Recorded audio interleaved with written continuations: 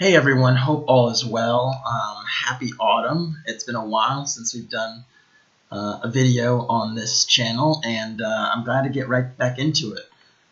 In this video, I'm going to continue the series Chess Secrets You Wish You Knew and discuss openings. I feel like openings are something that a lot of people talk about, think about all the time, and a common question I hear all the time is, how do I get better at openings? How do I improve my openings? In this video, I'm going to show you a way you can get better at your openings in a relatively easy way. So check this out. So right now, I'm on chessgames.com. Chessgames.com, by the way, was something I used. It's a free website I used pretty much most of my teenage years. I didn't actually have a database at the time, believe it or not. And I've never had a chess coach, so I didn't have someone telling me, I should do this or I should do that or play these openings. So a lot of the way I learned was through trial and error. So I want to give you a sense of how you can actually learn your openings just on your own by utilizing some tools that are available online. So on this website, chessgames.com, there's a lot of stuff going on.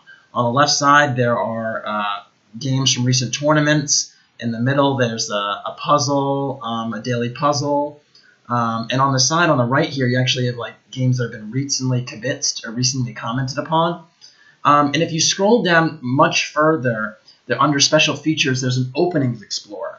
And the Openings Explorer is a really great way to just explore openings that you know or that you want to know and get a sense of what people are doing. So I'm going to click on that Openings Explorer, and you see here we get to the starting point. Now, there is a premium membership, and if you get to a certain amount of moves, they sort of gate you out of the premium membership. But there are actual ways you can get around this, which I'll discuss a bit later. Anyways, let's say you want to learn more about the Sicilian Najdorf, right? So I'm going to play e4, c5, knight f3, and you see it's changing on the board, d6, d4, c takes, knight f6, knight c3, a6, and then let's say I'm just going to go bishop e3 and e5, and that's pretty much the starting position of the Najdorf.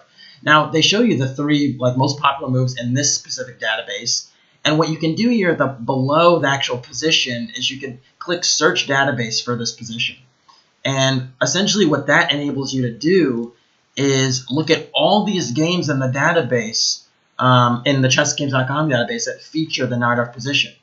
Now, what I tend to do is not look at the earliest games that have been played because, it can be beneficial to look at early games. You definitely see some Fischer games here. I'm sure he had some pretty decent ideas. But I like to start with the modern games just because you get a sense of what players are playing today, what the fashion is.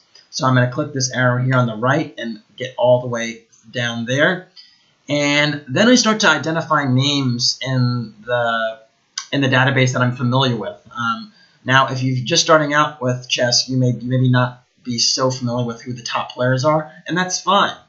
The point is that as you play through games, you're going to get a sense of what the trends are, what are the fashions, what are people playing, and you can start to almost rationalize why moves are being played the way they are, or at least you get a sense of what's actually being played over and over again. Because I think the key thing for chess positions and openings specifically is getting a sense of what's actually being played and not trying to reinvent the wheel so crazily at the start. Because you want to get an understanding of where the pieces are going, what the maneuvering plans are, so on and so forth. So I'm going to just click this game, the first game, Sugiro versus Wojciech. I'm bludgeoning that last name, but those are two strong super grandmasters.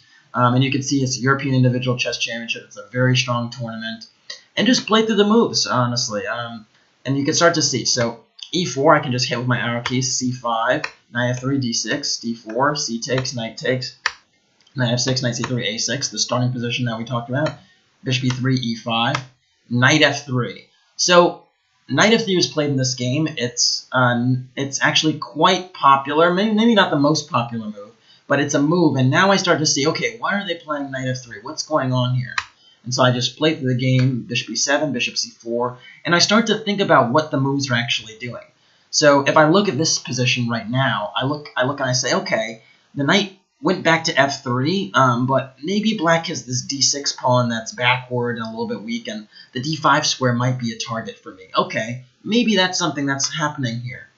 Okay, black castled, white castled, bishop e6, bishop b3, queen c7, knight h4, and now I'm starting to see some interesting plans, right? Like, why is this knight going to h4? I could just think to myself, well, it's not going to g6 because that's covered. The only reasonable square seems to be f5. And so I think, okay, maybe knight h4, knight f5 is a plan. Maybe it's okay to give myself double pawns if I have control of the d5 square. All these things are things that you just think about. And okay, g6, wow, okay, so g6 was maybe played to stop the knight from coming to f5. But maybe it also created a pawn weakness because, or a weak squares rather, because after g6, maybe h6 square is a little bit loose for the white bishop. I don't know, just things to consider. Now knight f3 back, okay, so maybe the point of knight h4 was to encourage e6 and then go back. Interesting finesse. And you can sort of play through opening moves and start to justify or not justify what you're seeing and just sort of get a mental catalog of what's going on. So now I go back, I've maybe had enough of the opening here. I mean, I could play through more of the game and see what other plans happen, but I'm going to go back. And now I'm going to look at another game that featured the Najdorf, just another on the list and see, okay. So e4, c5, knight f3, d6, d4, takes. I'm getting to this Najdorf position. And wow, knight f3 again happened.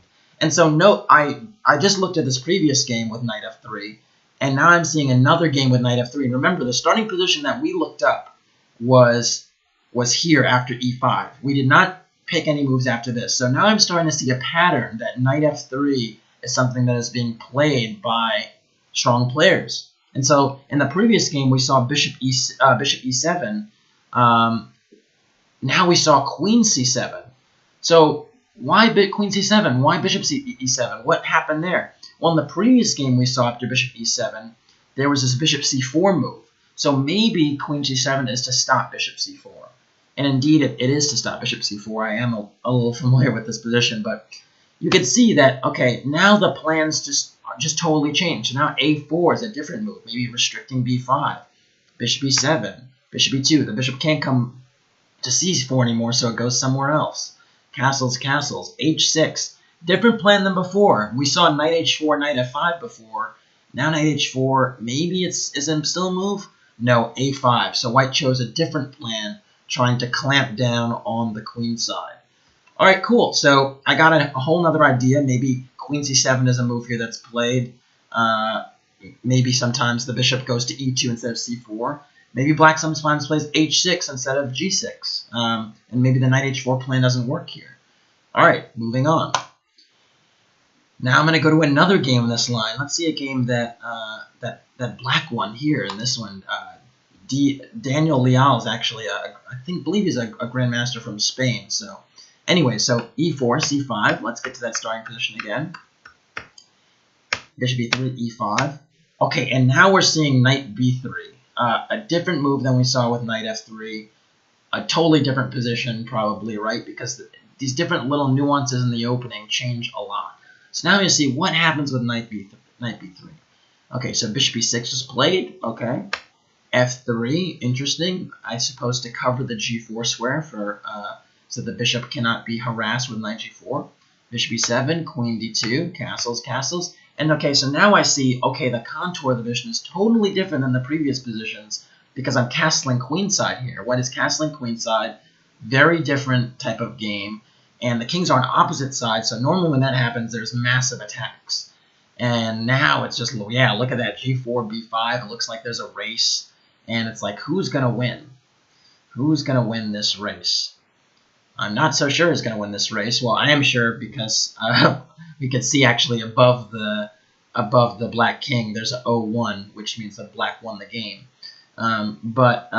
Again, a totally different position to look at. The contours are very different and something to take a look at. And so what I did, honestly, growing up, and you might find this to be the most ridiculous thing, is that I would play through many games. I would just go through games very quickly, just hitting the arrow keys, and get a sense of what was happening, what was going on. And then when I satisfied myself enough and I felt like, okay, I've seen a lot of these moves over and over again, then I would go back, and I'm going to go back to the Chess Openings Explorer and see, okay, I'm seeing knight f3 a ton, I'm seeing knight b3 a ton, and I'd sort of decide which one I want to see more of. So I might see like knight f3, click on that, and okay, we saw bishop e7, we saw queen e7, I'm going to play bishop e7, bishop c4, and I just sort of click through and get to a position where I can start to really dive through a lot of games in a very specific position and start to get comfortable with some of the plans and the maneuvers. Because basically what you'll find is that a lot of openings are just about figuring out where the pieces go, and once you have that understanding, you're able to actually play a game of chess. So I just find it a really valuable thing to do. Now, I picked the Sicilian, but you could pick any opening and pretty much dive through games and get a sense of what the players are doing. Another thing is, if you have an idea, I'm going to go back to the home page. If you have an idea of like the opening that you love to play and want to learn more about, and you know who plays it, you can really just look up a player and look at their game specifically. So, perfect example, I see the player of the day here is Lubomir Fatnik. I know I'm messing that name up. And I know he's a very, very well-known Najdorf player. Actually wrote books on the Najdorf. So I'm going to click on his name. And what do you know? I see the Sicilian here. And, oh, I'm going to go back. And I'm going to click on Sicilian Najdorf specifically. And all of a sudden, I have all these games in the Najdorf that I can just go through. And I can filter them by wins and losses if I like. I can just really get a sense of what happened, what didn't happen, and compare and contrast. So let's look at this game that Nair lost against, or Fatnik lost against Nair. I'm just going to say Lubomir because I know I'm ruining that name. So e4, c5. And by the way, I can flip the board here under settings and invert board. Now I'm going to flip the board. So knight f3, d6, our starting position. Okay. And now we saw again here, knight goes back to b3, bishop e6. And it seems like the position is similar to the ones we saw before, where both sides are throwing their pawns at each other. And now let's see what happens. G5, B4, a lot of craziness. The knight goes back. Wow. This is actually all theory. As crazy as it looks, this is all theory. And, you know, their pieces hanging everywhere, and pawns are being thrust at one another, and a really, really fascinating position ensues. That is probably not good for, it's just really crazy position. But I think you get the point. The point is you play through games, you get an understanding of where the pieces are going, and then you sort of say, okay, well, why is this happening? Or why is that happening? Or, okay, I'm seeing this a lot. One typical thing to think about is, you know, if you see a plan over and over again, it's probably pretty decent. It's probably a best practice, if you will, because you won't see something repeated over and over again that's actually bad, or at least that's very rare that that's the case. Maybe it's being repeated and it's bad, but no one knows it yet. But that's pretty interesting. So yeah, that's pretty much how opening preparation, not preparation, but just investigating openings goes. Is you play over games and get a sense of what makes sense, what doesn't make sense. And again, I'm just going to show you right from the home page on the bottom right. For those that don't have databases, or engines rather, with like millions of games like ChessBase, they're free resources like this Opening Explorer where you could start to nibble away at the understanding of an opening. So I hope that was insightful. It's something that I spent years doing. I spent years just visiting chessgames.com every day, looking at it an hour or two a day, and getting a sense of chess and chess culture in a way that was free and available, because I didn't have a lot of money. So in a future videos, I may show you how opening preparation works at a higher level. But really, I would encourage a lot of aspiring chess players that are just getting started, that want to learn, get a little bit better in opening, to stick with an opening and really do your research. And you do your research by doing stuff like I've showed you today. All right, that's it. Hope that was insightful. And hey, check it out. Take care.